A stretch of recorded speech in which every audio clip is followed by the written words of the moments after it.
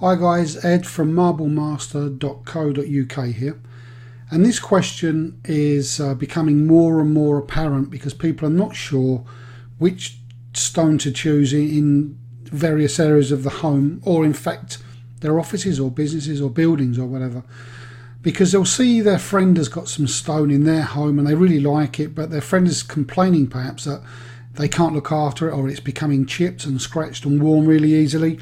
So you do need to be a little bit careful which type of stone you purchase. Now, the first thing that I would suggest you do is to go to a reputable company to have a look at what stone they've got. So when you go into a natural stone dealership, you've got to make sure that the person behind the counter wasn't doing a different job last week and had a couple of days training, and they're a good salesman and they basically shift what they've got.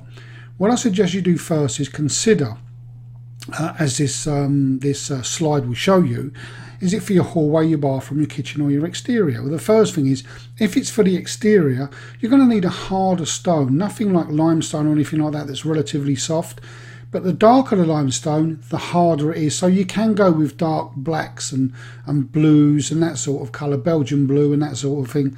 In the limestones, flagstones are absolutely fine, obviously, York stone and so on, and some Portlands. But at the end of the day, you want to steer clear of marbles and that, because they do get a lot of algae on them, and they do, the water gets inside the pores of the stone and it freezes and expands and then cracks, and you get a freeze-fall problem. So you don't want to be doing that. You've got to be careful with exterior stone.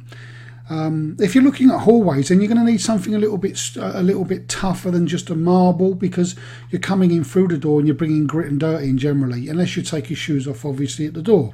But whatever you do, make sure you get good walk-off mats right in your doorway, and if you do that, you can have a softer stone inside. If you've got a darker room, get a lighter stone, so maybe an Olympus limestone or a Crema Marfil marble from Spain or somewhere like that. So you can have the lighter stones, you've just got to be careful. The lighter the stone, the softer the stone, remember that, and you need walk-off mats to take all the grit off.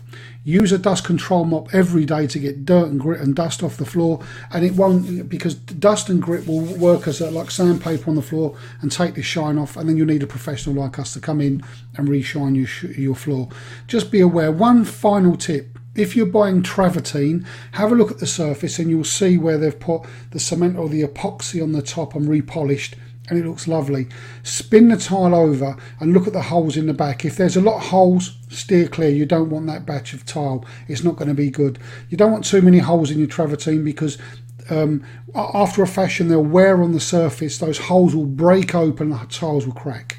So just be aware of that. And the other thing is, always get grade 1 residential use stone, and the other word that you need to look for is calibrated stone. Make sure you've got perfectly flat stone. But if you have a problem, obviously call Marble Master on 01707 66 1190, and you can visit us on marblemaster.co.uk. and remember, sign up for the newsletter and you'll get access to the whole of the 24 videos here, and there's something for everybody regarding stone. It's always useful to have if you've got stone that you can refer back to it.